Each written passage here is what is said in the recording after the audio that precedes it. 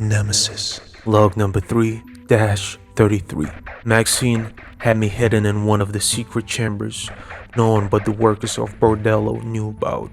Her and the girls were taking good care of me. She had some medical training and field practice in her day, and my jaw required some time to heal before I could speak properly and tell her the story of my past from the last log. Maxine, in turn, told me what made her quit being a mercenary. She found out she was pregnant, and guild work was not that appealing for her to begin with. She was only doing it for credits, so it was an easy decision for her to make, to step away from violence and focus on pregnancy and new opportunities to provide for a future child. Plans of opening up a business of her own.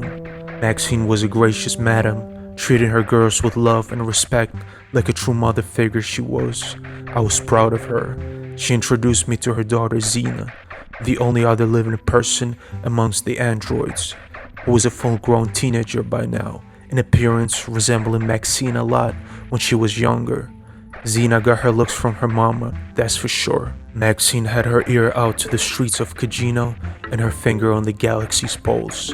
She learned that Commission had concluded their investigation of Iberian's case, announcing it was a premeditated murder, and revealing that they didn't find the perpetrator's remains on the premises, dismissing suicide bomber theory. Only remains of Iberian and his guards' bodies were found in the vicinity. However, there was blood of someone they couldn't identify. Collected blood samples produced inconclusive analysis, to no surprise, since my identity was wiped from all the databases shortly after I quit the guild. So the investigation and the search continued. Meanwhile, a vote was to be held soon between the members of the guild to appoint a new guild master. Sometime later, Maxine informed me that an anonymous but credible source leaked to the galactic media that Iberian's killer was Judo Borealis, a former elite mercenary that was presumed to be dead for ages. The guild put out a bounty with an astronomical amount of credits as a reward for capture, dead or alive. I knew damn well the credible source had to be no other but Reese and Calypso. They must have been so pissed to learn that I didn't die in that chamber and somehow managed to pull off an escape.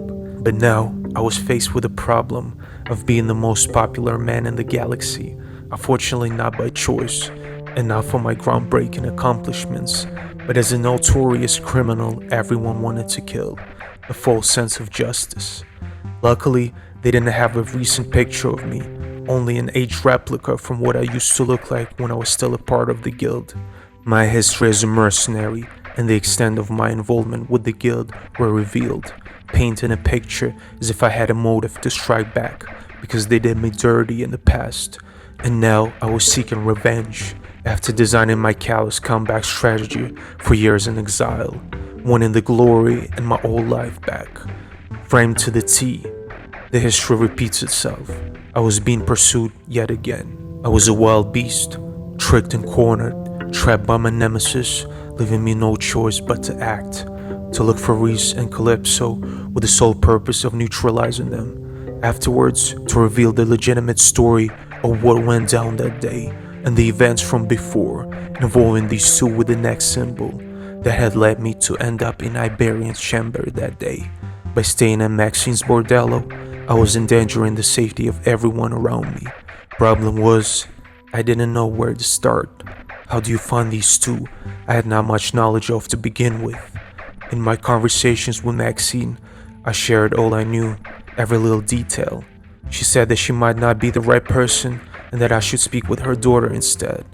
She would be able to assist me better. The healing was complete, all bandages were removed, and I was ready to get back to it. Xena is a very smart kid, full of ingenuity, witty beyond her years, a wonderkind. She's always been into learning different cultures and symbolisms, possessing extensive knowledge in all of the corners of the galaxy and its history. Reading was her favorite thing to do, escaping into the worlds unknown. On the technical side, Xena was well versed in electronics and machine learning. She was tightly involved in the programming of her mom's androids. Growing up, they basically were her toys and friends she played with. Xena didn't spend much time around the kids her age, as there weren't that many on Kino to begin with. The planet is far from being child-friendly, and has also served more as a destination for visitors than a permanent residence for someone. One thing I've completely forgot about, it slipped my mind in the middle of fighting for my life, is the medallion I'd snatched off Iberian's body. I bring up the small golden discus with Xena. She studies its tiny carved-in hieroglyphs and determines it's got to be an artifact that belongs to mercenary guild and is probably passed down from one guild master to the next. What kind of purpose it serves, or whether it's simply a badge of honor with zero functionality to account for, we collectively can't quite figure it out just yet, so we let it go for the time being and shift our focus. Based on the description I provide, Xena easily identifies Calypso as Chiss. Reese she is not so sure about. After a few days of racking our brains, we decide to focus our attention on the identical symbol that I saw on Calypso's and Reese's necks. Xena points out that it's got to be a huge clue. Chiss were not known to have body modifications. It was looked down upon in their uptight society. Which clan or social group did these two belong to? Was it some sort of brand given to them by their employer? The best place to start would be Calypso's home planet, with her mom's blessing, which required relentless begging on Xena's part, using the argument of being cooped up on this tiny planet all her life, an unstoppable need for a change of scenery, being long overdue to venture out. She's managed to convince Maxine, with Xena being entrusted to me under my utmost care and protection, which I've sworn to provide, and is set to accompany me on the search mission. Since I don't have any means of transport of my own, Maxine lends us one of her spacecrafts, small but mighty. Bundle up, we're going to Chilla. Nemesis.